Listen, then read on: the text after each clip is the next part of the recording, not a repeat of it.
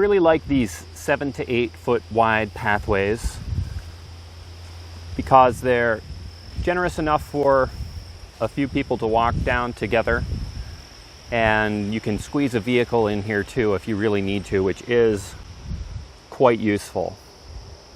I would be cautious about not restricting vehicle access too much into areas of your garden. But not all the paths need to be 7 to 8 feet wide. These approximately 4 foot wide paths are useful too. But you can see this is the beginning of summer, and already you have a fair amount of leanage happening, where this vegetation, especially when it's all soaking wet with our mid-Atlantic humidity every morning, you walk through here and you end up soaked. And a 4 foot wide path on paper looks pretty generous, but it does require more maintenance of these leaning grasses all around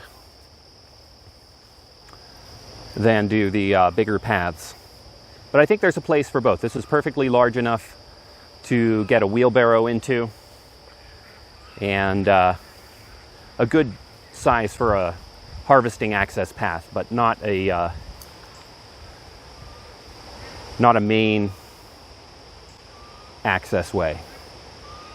Another aspect of leaving room for and accommodating people in the garden is, of course, benches, tables, things like that. And I found that it's nice to have benches even at the somewhat more remote locations of the garden, so that if you're harvesting or, taking care of something down that end of the garden, there's a place where you can pause and rest or do your work. Here, by contrast, is an example of an access path that I think is undersized and not working so well.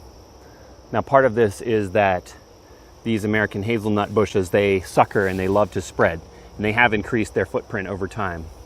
But this access lane, so-called, in between the black raspberry layer and the hazelnut layer, is really not wide enough for the purpose.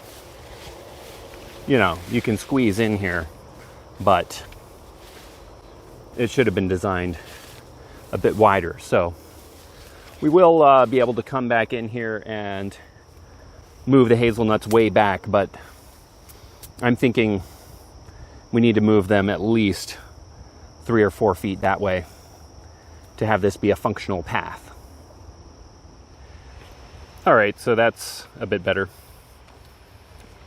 I would say I still consider this path a little more narrow than would be ideal. You can get a barrow or a cart through here, but there are overhanging branches that will be continuously entering the path, and that is what you get with a suckering plant. But it's kind of an obvious point, and I'm sure any experienced farmers will be laughing at me, but it doesn't matter how much produce is there in the landscape. If you can't get to it, you have no harvest, and there's no point. So as we explore how to make polyculture work, I think it's really important to remember to include people, like accommodations for people in the landscape. Otherwise, we'll just end up right back eating from monocultures the way we started. So I think this is a fun experiment, lots to learn. Remember to leave space for people.